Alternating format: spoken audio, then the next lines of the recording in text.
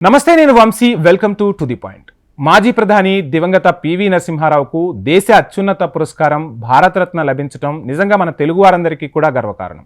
So Bharat Ratna అవార్డును పక్కన పెడితే అంతకన్నా గొప్ప గొప్ప కీర్తి కిరీటాలు ఏవున్నా కూడా పివి నరసింహారావు చేసిన సేవలకు భారతదేశం ఎన్నటికీ కూడా పివిని ఎప్పటికీ మరవదు.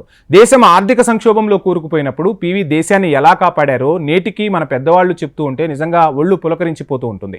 అలాంటి వ్యక్తి మన తెలుగువాడు కావటం, మన తెలంగాణకు సంబంధించిన వ్యక్తి కావటం, అదేవిధంగా భారత ప్రభుత్వం తరపున ఆయనకు భారతరత్నను ప్రకటించడం, ఇవన్నీ కూడా మనం నిజంగా సంబరాలు చేసుకోవాల్సిన సందర్భం. అసలు పివి ఏం చేశారు, పివి రాజకీయ ప్రస్థానం ఎలా మొదలైంది, ఎటువంటి పరిస్థితుల్లో పివి భారత ప్రధానిగా ఎన్నికయ్యారు, ఆ తర్వాత కొన్ని టన్నుల బంగారాన్ని విదేశాల్లో కుదవపెట్టి భారత ఆర్థిక వ్యవస్థను ఎలా చక్కదిద్దే పెట్టారు అనే కథనాన్ని నేను ఒకసారి ఈరోజు ఉదయం ఈ కథనాన్ని చూసినప్పుడైతే నిజంగా ఆయన విజ్ఞతకు, ఆయన తెలివితేటలకు నిజంగా మనందరం ఆశ్చర్యానికి లోనవ్వాల్సిందే. అటువంటి వ్యక్తి ప్రధానిగా ఉండి ఆర్థిక సంస్కరణలను ప్రవేశపెట్టి ఈరోజు భారతదేశం ఇంత అత్యున్నత స్థాయిలో ఉంది అంటే నాడు ఆ నాయకులందరూ వేసిన ఫలాలనే ఈరోజు మనం నాడు ఆ నాయకులు వేసిన చెట్లనే ఈరోజు మనం ఫలాలుగా అనుభవిస్తూ ఉన్నాం. దేశంలో అంటే ప్రపంచంలో భారత్ అనేది ఒక గుర్తింపు సాధించింది అంటే ఆనాటి నాయకుల కృషినే మనం ఈరోజు అనుభవిస్తున్నామని చెప్పాలి. సో ఒకసారి మనం పివి గురించి తెలుసుకునే ప్రయత్నం చేద్దాం. ఇక ఆయన పూర్తి పేరు పాములపర్తి వెంకట నరసింహారావు. తెలంగాణలోని వరంగల్ జిల్లా నర్సంపేట మండలం లక్నేపల్లి గ్రామంలో 1921 జూన్ 28న రుక్నాబాయి సీతారామారావు దంపతులకు పివి జన్మించారు.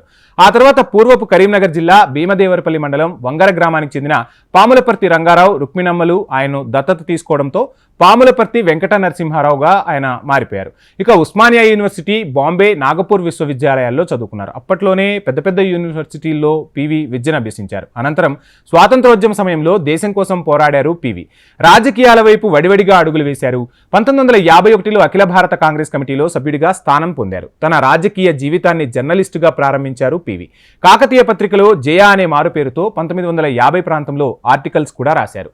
1957లో మొదటిసారి కాంగ్రెస్ అభ్యర్థిగా మంథని నియోజకవర్గం నుంచి పోటీ చేసి విజయ ఢంకా మోగించారు పివి. ఆ తర్వాత 1962, 1967, 1972లో వరుసగా విజయం సాధించారు. ఎమ్మెల్యేగా రెండోసారి గెలిచిన అనంతరం ఆయనకు మంత్రి పదవి కూడా దక్కింది.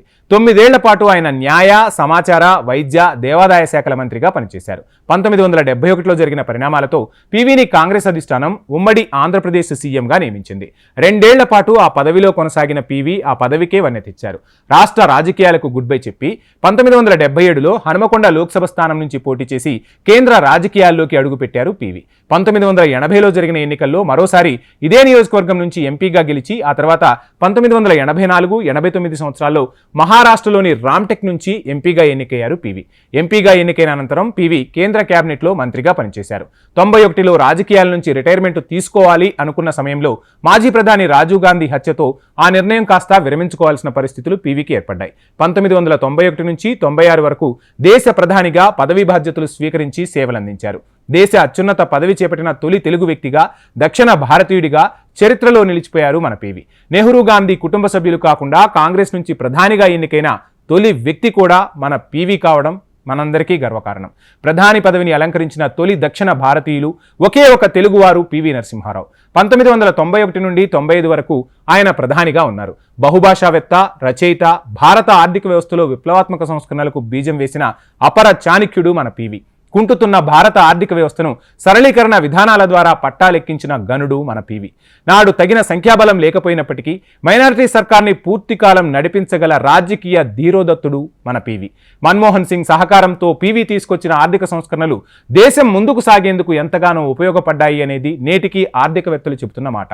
పివి నరసింహారావు భారత్ 9వ ప్రధాని, హిందీయేతర బెల్ట్ నుండి 2వ ప్రధాని, దక్షిణాది నుండి తొలి ప్రధాని.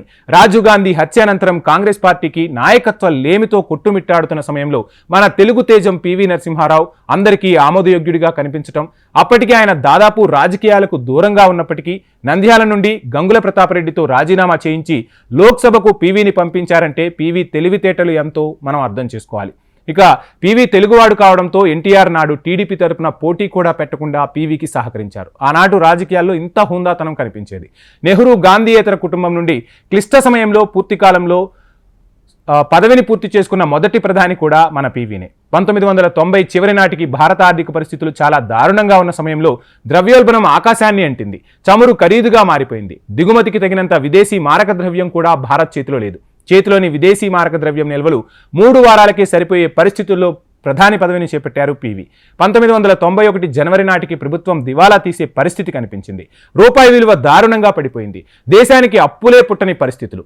పీవీకి ముందు బంగారాన్ని తనఖా పెట్టే ఆలోచన వచ్చింది. కొంత సొమ్ము తెచ్చి అప్పులు తీర్చాల్సిన దుస్థితి నెలకొంది.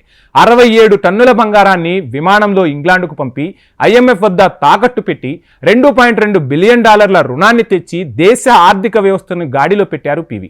ద్రవ్యలోటు 12.7 చారిత్రక గరిష్టానికి చేరుకున్న సమయంలో పీవీ తీసుకున్న నిర్ణయాలు నేడు దేశాన్ని అభివృద్ధి పదంలో నడిపాయి. ప్రభుత్వ రుణ జీడీపీలో 53% ఆనాటి పరిస్థితులు చేరుకున్నాయి. అప్పటి నుంచి సంస్కరణలు అమలు చేస్తూ ముందుకు సాగారు. దేశాన్ని ఆర్థిక కష్టాల నుండి గట్టెక్కించేందుకు స్వేచ్ఛగా నిర్ణయాలు తీసుకోవడానికి అధికారులకు అవకాశం కల్పించారు పీవీ. చెల్లింపుల సంక్షోభం నుండి దేశాన్ని గట్టెక్కించేందుకు రూపాయి విలువను తగ్గించారు. దీన్ని 2 విడతలుగా తగ్గించారట.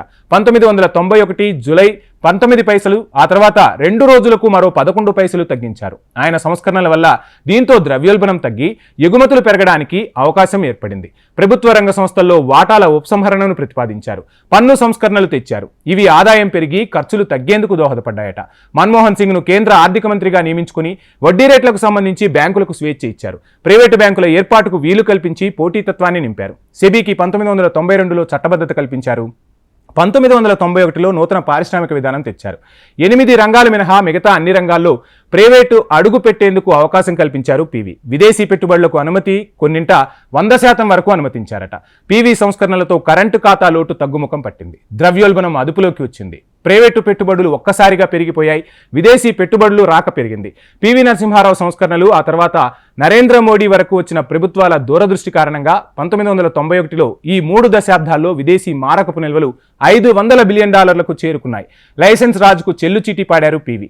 పీవీ అమలు చేసిన సంస్కరణలే నేడు దేశానికి వెన్నుముక్కగా నిలిచాయి అంటే ఎటువంటి ఆశ్చర్యము లేదు. అందుకే ఆయనకు భారతరత్న ఇవ్వాలనే డిమాండ్ అన్ని వర్గాల నుంచి వినిపించింది. చివరికి కేంద్రం ఆ డిమాండ్ను నెరవేర్చింది.